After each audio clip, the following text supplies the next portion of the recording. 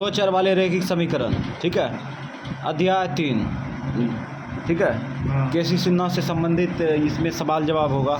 तो सबसे पहले हम लोग जो है केसी सिन्हा में है ना अध्याय 3 को बनाने के लिए कुछ नोट को जानते हैं। अगर ये नोट जान लेते हैं तो दो नंबरा हो गया, ऑब्जेक्टिव हो गया, है ना। इस सब को बनाने में कोई दिक्कत नहीं होगा, ठीक है। सब्जेक्टिव ईयर बनाने में कोई दिक्कत नहीं होगा। तो दो चर वाले रैखिक समीकरण का जो रूप होता है पहले उसको जानते हैं। दो चर वाले रैखिक समीकरण का रूप होता है a1x, ठीक है, प्लस b1y प्लस c1 बराबर 0। ये समीकरण फर्स्ट का रूप हो गया, ठीक है। समीकरण फर्स्ट का रूप है ये a1x plus b1y plus c1 बराबर 0। जहाँ a1 है x का गुणांक, b1 क्या है y का गुणांक, c1 अचर पद, ठीक है। अब समीकरण सेकेंड का रूप होता है a2x plus b2y plus c2 बराबर 0। ये समीकरण सेकेंड का रूप है ना। समीकरण फर्स्ट और समीकरण सेकेंड का रूप है ये, है ना। तो यहाँ पे समझते हैं x का गुणांक क्या है -2, x का गुणांक क्या है a2, y का गुणांक b2, c2 अचर पद मतलब क्या होता है संख्या पद, गिनती की संख्या, ठीक है।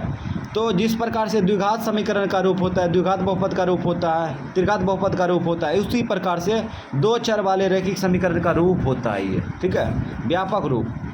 समझ गया। तो इसको भी याद रखना जरूरी है। अब हम लोग जानते हैं ये दो चर वाले रैखिक समीकरण को सॉल्व करने का कितना तरीका है ना। 4 तरीका है। पहला ग्राफीय विधि, ठीक है, पहला ग्राफीय विधि।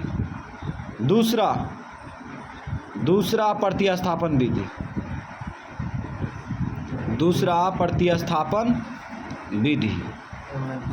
उसके बाद तीसरा है विलोपन विधि।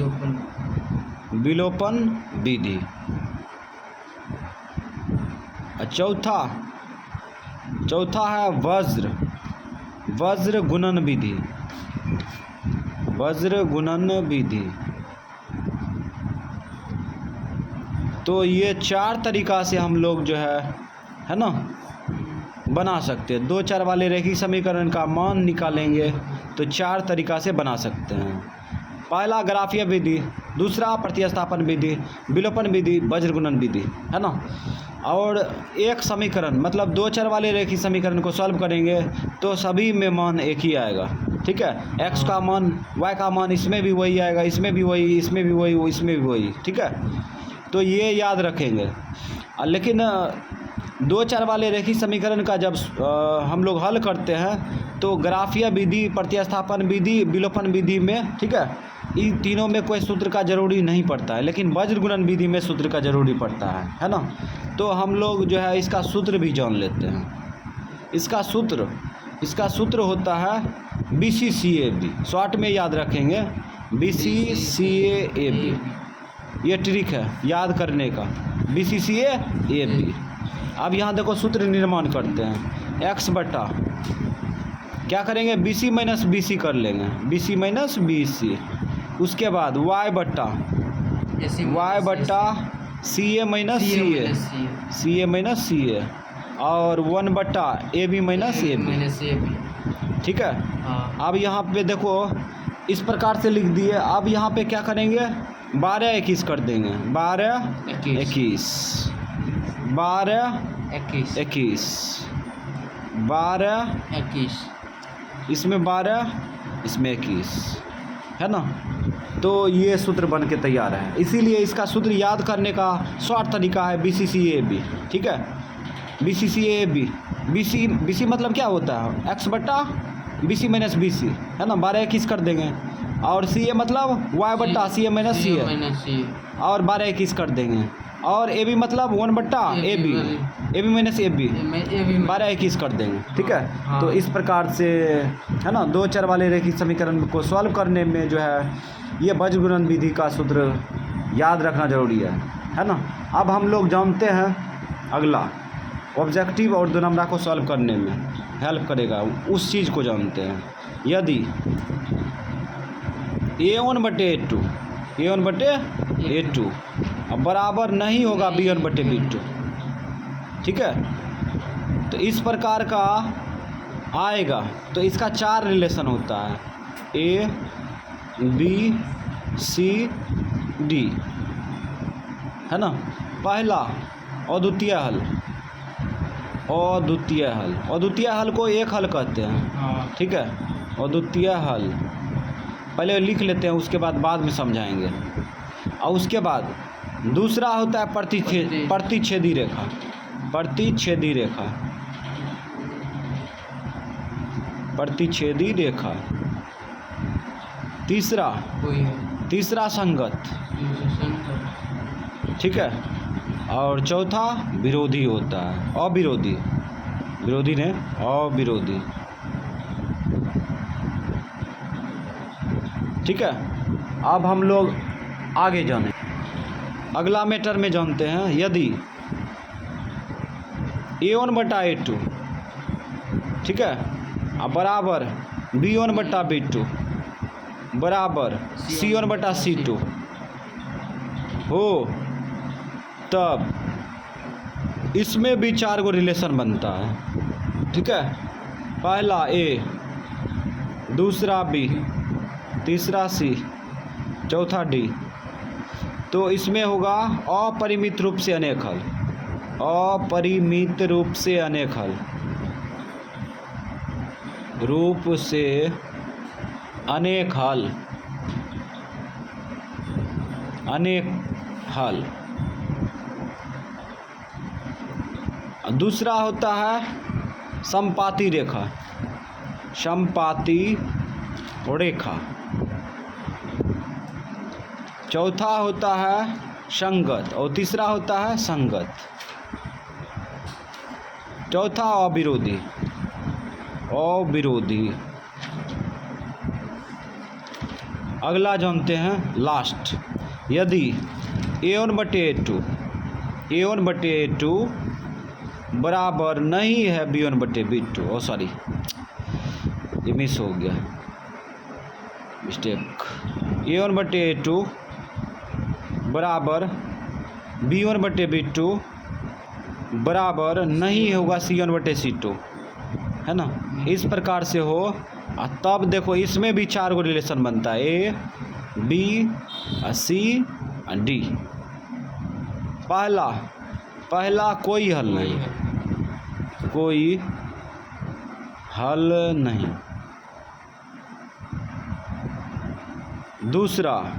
दूसरा समांतर रेखा, समांतर रेखा। तीसरा संगत नहीं, संगत नहीं होगा, असंगत होगा, असंगत। चौथा विरोधी। इस प्रकार से अब नोट को पुनः रिवीजन करते हैं। तो 2 चर वाले रैखिक समीकरण को सॉल्व करने का जो है 4 तरीका होता है। और समीकरण जो है 2 चर वाले समीकरण का व्यापक रूप है A1x + B1y + C1 = 0। ये समीकरण फर्स्ट का रूप है। समीकरण सेकंड का A2x + B2y + C2 = 0। ये समीकरण सेकंड का रूप है, ठीक है। जहाँ पे A1 क्या है, x का गुणांक B1, y का गुणांक C1 अचर पद, A2 x का गुणांक, ठीक है, B2 y का गुणांक, C2 अचर पद, है ना। अचर पद मतलब संख्या पद। अब इसको सॉल्व करने का 4 तरीका होता है, ग्राफीय विधि, प्रतिस्थापन विधि, विलोपन विधि, बीजगणित विधि, ठीक है। और बीजगणित विधि से सॉल्व करने का, है ना, ये सूत्र है BCCA-AB। अभी बता दिए थे BCCA-AB सूत्र कैसे लगाएंगे, ठीक है। तो इसके बारे में जान चुका है, इसीलिए इसके बारे में नहीं बोलते हैं, इसमें चलते हैं। अब इस मैटर को समझना है, ठीक है। इसको जो समझ गया वह 2 नंबरा बना सकता है, ठीक है, और उसके बाद ऑब्जेक्टिव बना सकता है। यदि A1/A2 बराबर नहीं होगा B1/B2, ऐसा किस लिए है? जब समीकरण फर्स्ट समीकरण सेकेंड का तुलना करेंगे, है ना, जब समीकरण फर्स्ट समीकरण सेकेंड का तुलना करेंगे तो A1/A2 बराबर B1/B2 नहीं होगा, तब जाके ये देखो पहला अद्वितीय हल होगा, ठीक है। अद्वितीय हल मतलब क्या होता है? एक हल, है ना। यानी कि अद्वितीय हल मतलब एक हल होता है। कोई समीकरण है, समीकरण फर्स्ट समीकरण सेकेंड दिया है, ठीक है। भारत के किसी भी राज्य में वह समीकरण को भेज देंगे तो XY का मान वही देगा। जो किसी राज्य में आंसर कहने का मतलब एक्स वाई का मान जो निकालेगा है ना, वही सभी राज्य में निकलेगा। समझ गया? यानी ब्रह्मांड के यानी विश्व के किसी भी कोना में है ना, एक्स वाई का मान वही आएगा, जो हम यहाँ पे बनाएंगे सब वही देगा आंसर। ठीक है, इसीलिए बोलते हैं अद्वितीय हल। क्या बोलते हैं? अद्वितीय। अद्वितीय हल को एक हल भी कहते हैं, है ना। इसका पर्यायवाची शब्द है ना, जो कि हम लोग क्वेश्चन के अनुसार विकल्प देख करके टिक करेंगे। समझ गया? अब इसमें देखो प्रतिच्छेदी रेखा। प्रतिच्छेदी रेखा कहने का मतलब ये हुआ समीकरण फर्स्ट का आलेख खींच दिए, ठीक है, और समीकरण सेकेंड का आलेख खींच दिए और किसी एक बिंदु पर कट गया है ना, इसीलिए प्रतिच्छेदी रेखा बोलते हैं। ठीक है, अब ये संगत किस लिए? काहे कि एक्स वाई का मान निकलने देता है, इसीलिए संगत ये कहलाएगा। ठीक है, अविरोधी किस लिए? अविरोधी मतलब वही एक्स का मान वाई का मान निकलने देता है, इसलिए ये जो है समीकरण, इससे रिलेटेड जो समीकरण होगा, समीकरण फर्स्ट समीकरण सेकेंड क्या होगा? अविरोधी होगा। अब आगे समझते हैं। आगे है यदि a1/a2 बराबर b1/b2 बराबर c1/c2 हो, यानी कहने का मतलब समीकरण फर्स्ट समीकरण सेकेंड में तुलना करेंगे, ठीक है, तो इस प्रकार का संबंध आता है। तो यहाँ पे अपरिमित रूप से अनेक हल होगा। ठीक है, अपरिमित रूप से अनेक हल होगा। ठीक है, अपरिमित रूप से अनेक हल मतलब ये होता है अनंत हल। एक्स वाई का मान कुछ भी निकाल सकता है, निकालते जाएगा। ठीक है, निकलते जाएगा, अनंत तक निकलते जाएगा। समझ गया? तो इसीलिए बोलते हैं अपरिमित रूप से अनेक हल। अब संपाती रेखा कहने का मतलब ये हुआ समीकरण फर्स्ट का आलेख खींच दिए ना, और उसके बाद समीकरण सेकेंड का जब आलेख खींचेंगे तो एक ही पर आ जाएगा, तो इसीलिए बोलते हैं संपाती रेखा। ठीक है, अब संगत किस लिए? काहे कि एक्स वाई का मान निकलने देता है, ये भी इसीलिए संगत कहलाता है। ठीक है, अविरोधी किस लिए? काहे कि ये भी एक्स वाई का मान निकलने देता है, इसीलिए इसको बोला जाता है कि अविरोधी है ना। अब आगे समझते हैं। इसमें देखो a1/a2 बराबर b1/b2 बराबर c1/c2 नहीं होगा, तब देखो 4 गो रिलेशन होता है। यानी कहने का मतलब है समीकरण फर्स्ट समीकरण सेकेंड का तुलना करेंगे तो ऐसा अनुपात देगा, ठीक है, ऐसा बट्टा देगा। तो पहला होगा कोई हल नहीं, एक्स वाई का मान नहीं निकल सकता है। समझ गया? एक्स वाई का मान नहीं निकल सकता है। अगर इस प्रकार का समीकरण तुलना करने पर आ जाता है, समीकरण का तुलना करेंगे तो इस प्रकार का अनुपात आ जाता है। ठीक है, बट्टा में इस प्रकार की आएगा, ठीक है, तो एक्स वाई का मान नहीं निकलेगा, तो इसीलिए बोलते हैं कोई हल नहीं। कोई हल नहीं का पर्यायवाची शब्द होगा। समझ गया? तो इसको हम लोग ऑप्शन के अनुसार मारेंगे। ठीक है, अब है समांतर रेखा किसको बोलते हैं? जब दो रेखा के बीच की दूरी, जैसे समीकरण फर्स्ट का आलेख खींच दिए, समीकरण सेकेंड का आलेख खींच दिए, ठीक है, और दोनों को देखेंगे तो समान दूरी होगा, है ना, जैसे 10 मीटर है ये, ठीक है, और जहाँ पर भी देखेंगे तो सब 10 के 10 मीटर देगा। कहीं पे दोनों मतलब भुजा को नापेंगे, दूरी नापेंगे तो कितना होगा? 10 मीटर होगा। यानी कि समांतर रेखा है, उसी को बोलते हैं जब दो रेखाओं के बीच की दूरी समान हो, उसे समांतर रेखा कहते हैं। ठीक है, तो आ गया समझ में समांतर रेखा। अब है असंगत। असंगत इसलिए काहे कि एक्स वाई का मान नहीं निकलने देता है। ठीक है, विरोधी किस लिए? काहे कि एक्स वाई का मान नहीं निकलने देता है, इसीलिए ये विरोधी कहलाता है। अब इसको जानते हैं ऑब्जेक्टिव कैसे बनाएंगे इसको।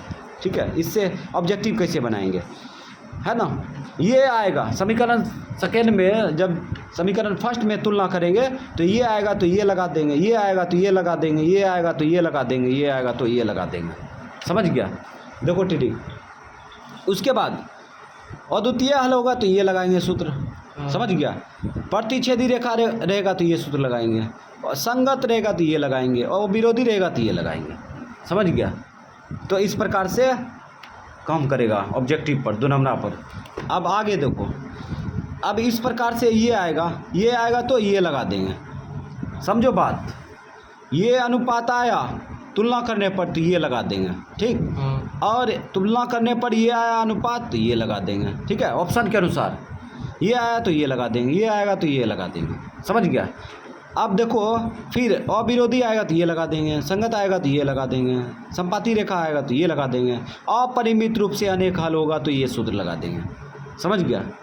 हाँ, अब इसमें देखो, अब समीकरण फर्स्ट समीकरण सेकेंड का तुलना कर लिए, ठीक है, तो इस प्रकार का अनुपात आ गया तो ये लगा देंगे, ये नहीं मिला तो ये लगा देंगे, ये नहीं मिला तो ये लगा देंगे, ये तीनों में नहीं लगा तो ये लगा देंगे, समझ गया।